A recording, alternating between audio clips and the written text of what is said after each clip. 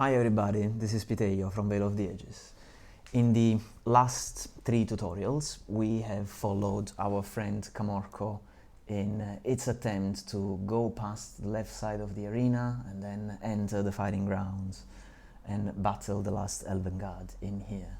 And as we were doing that, we have seen the rules for shooting, for charging, for fighting, for moving, together with the flowchart of the actions that you can take in a turn, and then for terrain. Now, the question for you, maybe, might be, yeah, okay, so now I learned the rules, am I stuck with playing with these 2 characters, the elf and the orc, for the entire time? As nice as they are, maybe you want some more variety, and variety you shall have.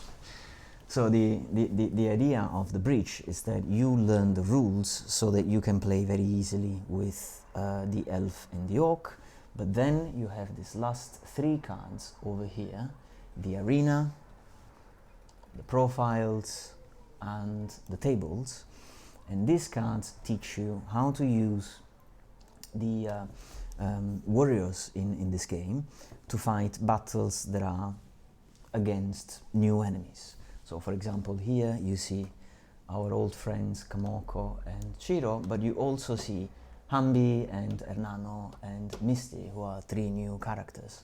So how do you play with this? Well, to answer this question, we have to take a very brief detour, and let me copy this small comprehensive booklet with all the rules over here. And then I can go back in here and show you the difference between the cards like we've been using so far, remember, like the regular card for Kamorko, and the new cards for Kamorko. Now, the point is that in these last 3 videos, all you've seen was fight between the elf and the orc. And so this means that we could use a simplified way of determining which are the dice rolls that you need to make in order to successfully knock down your opponent. So for example, we have seen that in order to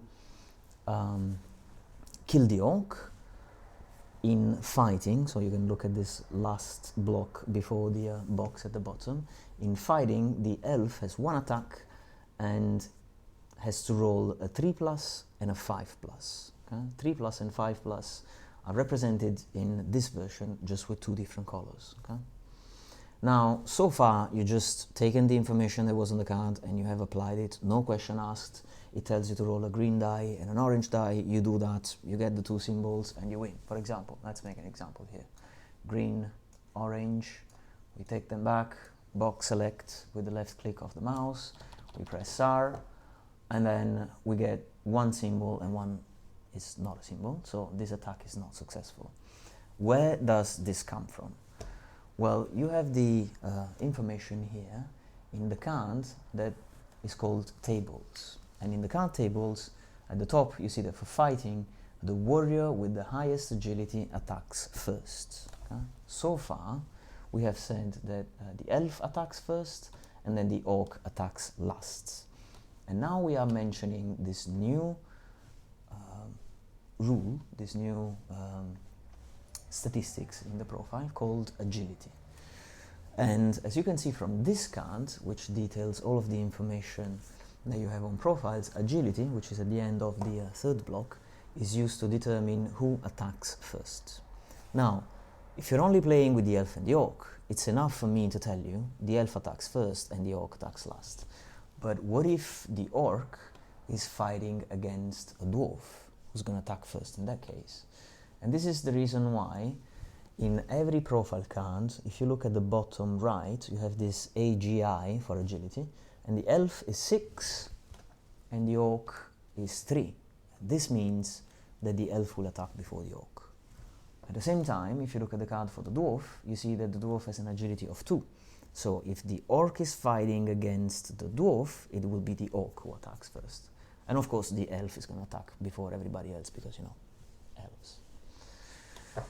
Alright, so this is for agility. Once you've determined who attacks first, then your second question is to know how many attacks your warrior will have.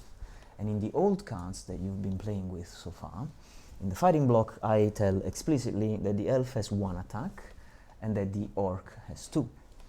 And you can see this information again on the profile. If you look at the bottom left statistics, this ATT, which stands for attack value. Here the orc has 2, the elf has 1, and so on and so forth.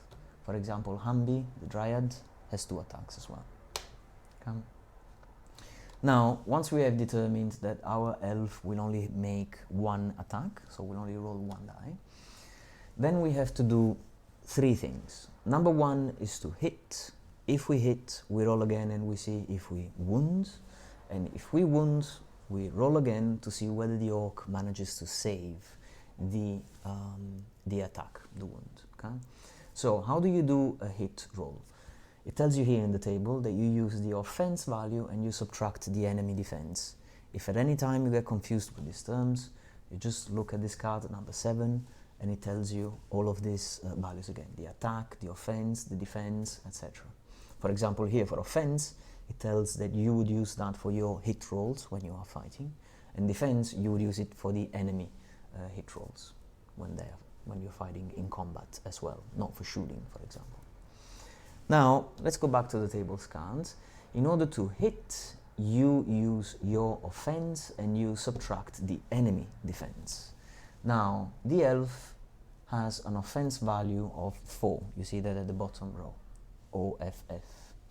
4 minus defense for the orc is 3. So 4 minus 3 equals 1. Good. So we go to this table and we look at the first row, which is the one with hit. It reminds you that the calculation you make is offense minus defense. And if you see in the first column is for results higher than 3. For example, if I have offense 7 and you have defense 1, I would be using that column. The second column is between 3 and 1. And this is what we have with the elf. The elf has 4, the orc has 3. 4 minus 3 equals 1. So we are looking at this second column. And at the bottom, you see the success means 3 plus or a green die. This is the roll that the elf needs to make in order to hit the orc. And by the way, it's not by chance that the first of the 2 dice that the elf has to roll to successfully land a blow on the orc is a green die. That's where the 3 plus comes from. Yeah? Where does the 5 plus come from? Well, you can follow this table again and you would see that to wound you have to use the strength of the model who is attacking and subtract the enemy resilience from the model who's defending. Now in this case, the strength of the elf at the center of the bottom row is 3. The resilience of the orc is 4.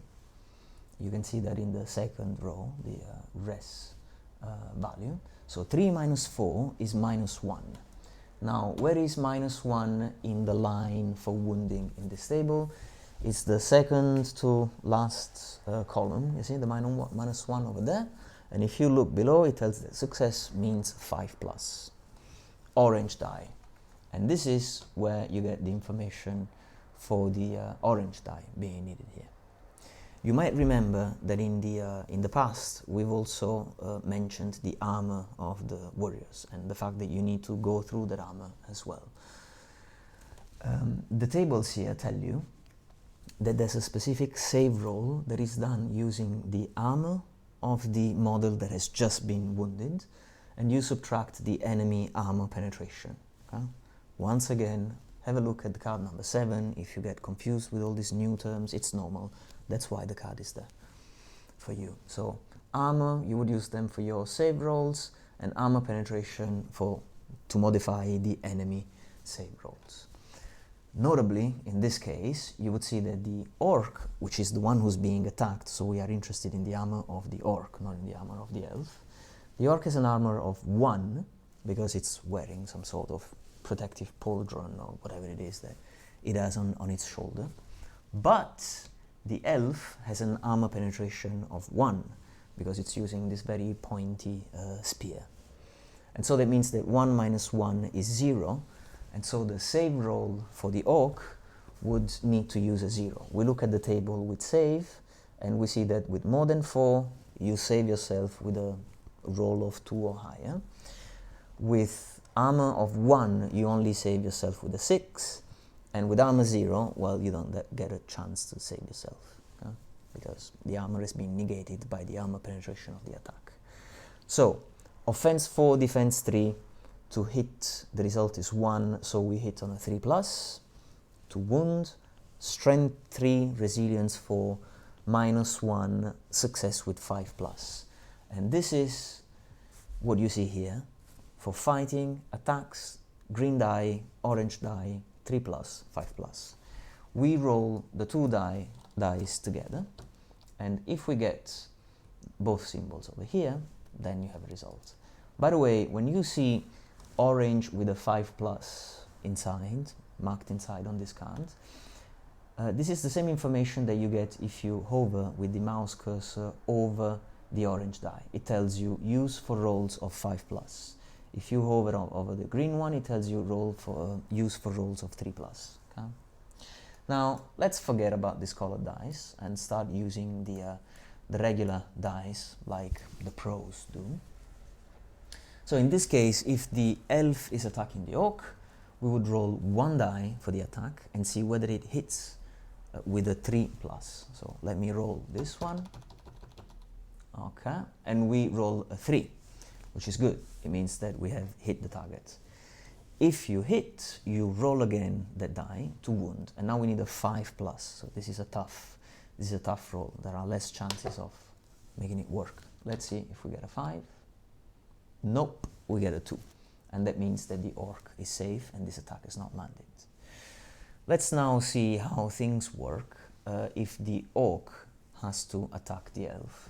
We won't be looking at shooting, we can just focus on the fighting for this video to keep this short. So in the old version of the cards, I was simply telling you the orc attacks last, it has 2 attacks, and you need to roll yellow, green and blue, and succeed on all 3 rolls together. Now, where did I get this information? Well, attack last, as we said, I'm looking at agility. Bottom right, this is 3. The elf has 6, so the orc goes last. How many attacks? Bottom left, the attack characteristic is 2. You can also see that the orc is carrying 2 large blades, so it will have 2 attacks. You can also look at the model and hopefully it will give you an impression of what of how the model fares on the battlefield. But we will still need to hit, wound, and see if the elf can save through the armor this attack. So in order to hit, do you remember what the statistics needed were in order to hit? You can pause the video. No, you cannot pause the video. Let's go through this quickly. So in order to hit, you use offense and subtract the enemy defense. Now, the orc has offense 3, the second in the bottom row, and the elf has defense of 4. 3 minus 4 equals -1. We go back to the line for hitting in this table. Offense minus defense, we look for the -1, and -1 falls in this 3rd column, the one that says between 0 and -3. This is where -1 is. And this means that you have success on a roll of 4 or higher, 4+, the yellow die. And this is why you have a yellow die in the original card for Kamorko. Wounding, we have a 3+ written on the cards. Where does this come from? Well, wounding is strength minus resilience. Strength of the orc is 4, and resilience of the elf is 3. So 4 minus 3 is 1. We look at the wound table, 1 is in the 2nd column, and that means 3+. So this is where you got your 3+ from. Now, if you're thinking that this is easy and that you've got the gist, let me tell you one more thing, because the last roll, the one that you see in blue, can be a bit confusing. So let's spend a second to talk about this one as well. We said that you have to hit your opponent, meaning that you hit the silhouette of the enemy, that you're not swinging wildly off to the left or the right. You also have to wound, meaning that you're not just giving a little punch to your opponent, but you're landing a blow that's strong enough to incapacitate your opponent. And the third thing is that you have to see whether the armor is providing some protection that can negate this wound. Now, so far, we have let the orc roll an extra die, this blue die, to see whether the orc could pierce the armor of the elf. And we've said that, at least in this case, for fighting, the orc would pierce the armor of the elf with a result of 2 or more, which means that only with a 1 the orc doesn't manage to go through the armor of the elf. That means 1 chance out of 6, out of the 6 sides of a die, to not have success. In this new version of the game, we are letting the defender roll to see whether they manage to save the blow. Okay, it's a small difference, but it's it's meant to allow the other player to do something while you are attacking, so that the other player isn't just looking and, like, standing in silence, sitting in silence, while you just attack the hell out of him. So, how does a save roll work? You use the armor of the model that has just been wounded, and you subtract the enemy armor penetration. We've seen that before. In this case, the elf has an armor of 1, but the orc has an armor penetration of 0. You can imagine that the spear of an elf is engineered with years, decades, and centuries of incredible craftsmanship, because, elves, I'm sure elves don't die, they don't age. So one elf, Chiron, maybe is 350 years old for all we know. And so in all the time, they have plenty of chances to do interesting things, like learning how to craft an amazingly piercing type of spear. So the orc has armor 1, but the elf has armor 1, but the orc has armor penetration 0. So the elf is going to roll 1 minus 0, a save check, a save roll, with armor 1. And as you see in this table, save 1 is the last column. It means that you only save the elf as the elf player if you roll a 6.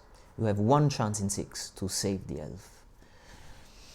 Seen from the other perspective, if you are the orc and you're trying to go through the armor of the elf, you only have 1 chance in 6 to fail, and that's why we had this 2+ originally.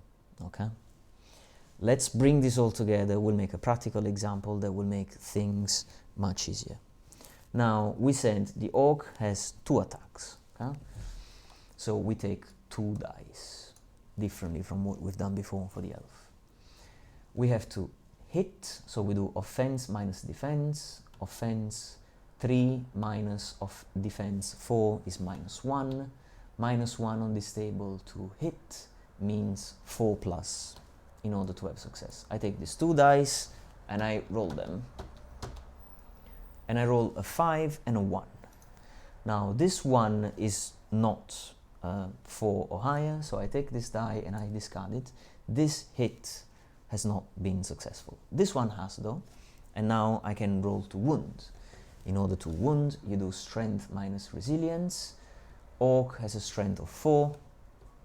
Elf has a resilience of 3. 4 minus 3 is 1. We look at the second row for wounding. 1 means you wound on a 3+.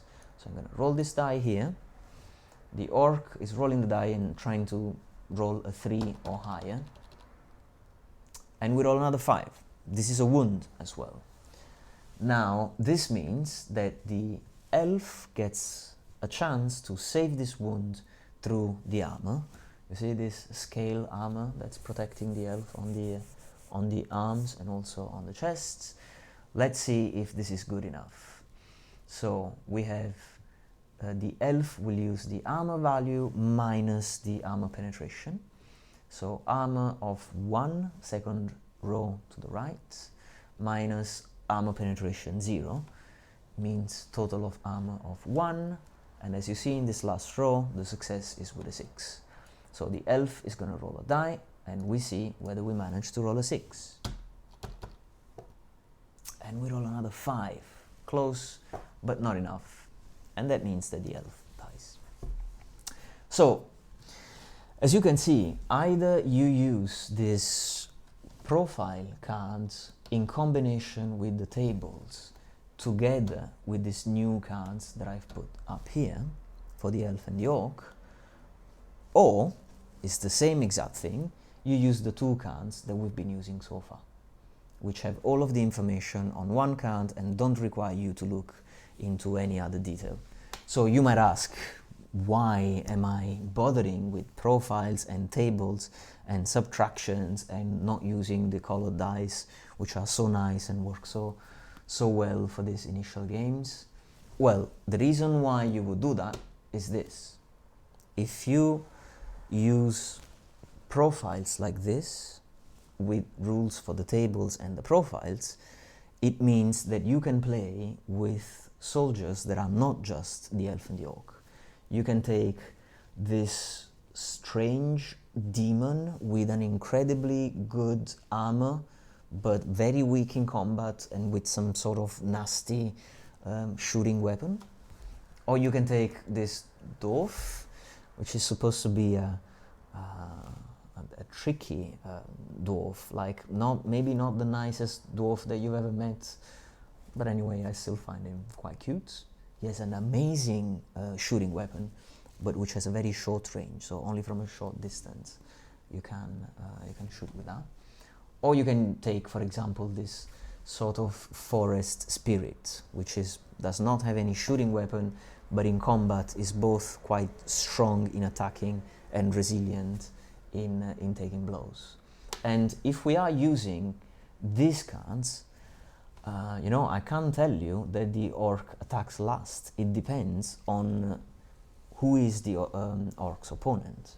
So these 2 cards are only good for combats between the elf and the orc, which is a great way to begin the game. But these other 2 cards for tables and profiles will allow you to take any warrior that you like from a book from the 9th age and use it to play. So in the next video we'll do just that. Instead of playing again with the elf and the orc, we'll take one of them and we will send them to fight against this demon. And in the meantime, if you want, you can go on the 9th age website. You have the information on this card here, and download the QuickStarter rulebook, where you can find plenty of different models. I think that you can find some 18 different factions time 4 or 5 warriors for each of them. So you're gonna have plenty of choice.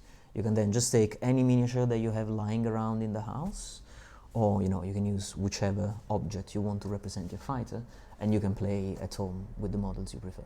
Yeah? See you next time for a practical demonstration of this advanced fight in the arena. Bye.